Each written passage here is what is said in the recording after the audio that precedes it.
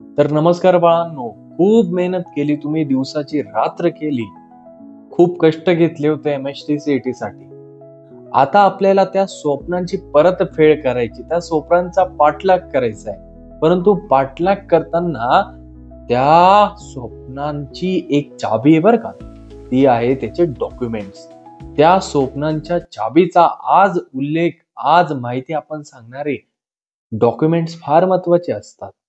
ते नसले तर ऍडमिशन मिळतही नाही, अशी ही काही वेळेस गंमत आपल्याला बघायला मिळाली. ठीक आहे. त्याच्यामुळे जे जे डॉक्युमेंट्स आता सांगतो, निकालाची वाट न पाहता त्याच्या अगोदरच काय काय करून ठेवायची, ही सगळ्या गोष्टींची बातमी, माहिती आज मी तुम्हाला सांगणार आहे. ठीक आहे. नवीन असणार तर आता सबस्क्राईब करून ठेवायचंय. का तर एवढी नवनवीन माहिती पोहोचणार आहे ना, तुम्ही कधी विचारही केला नसणार. तर आपण सुरुवात करूया. पहिल्यांदा तुम्हाला कुठला डॉक्युमेंट रेडी ठेवायचा आहे, तो म्हणजे तुमचा स्कोअर कार्ड. निकाल लागल्या लागल्या तो स्कोअर कार्ड डाउनलोड करून घ्यायचा.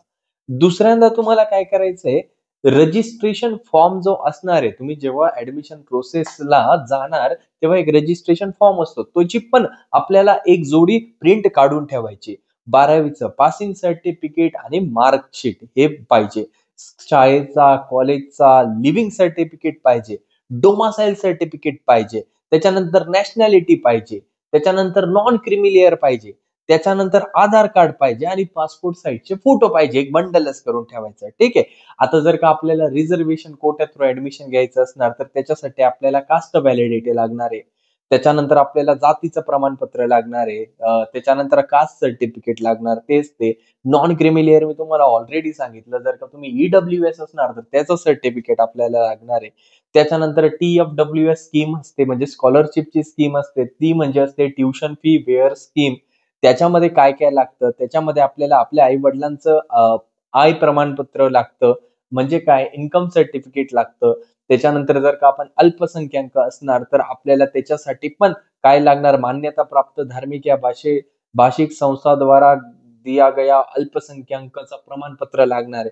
त्याच्यानंतर PWD वाल्यांचं त्यांचं ते एक प्रमाणपत्र लागणार आहे, सरकारी सर्टिफिकेट लागणार आहे. आता बघा, गंमत तुमची कुठलीही असू द्या, तुम्हाला इंजिनिअरिंगला जायचंय का फार्मसीला जायचंय, त्याच्यासाठी ह्या प्रत्येक डॉक्युमेंट्स जे आहेत ते आपल्याला रेडी ठेवणं फार जास्त आवश्यक आहे.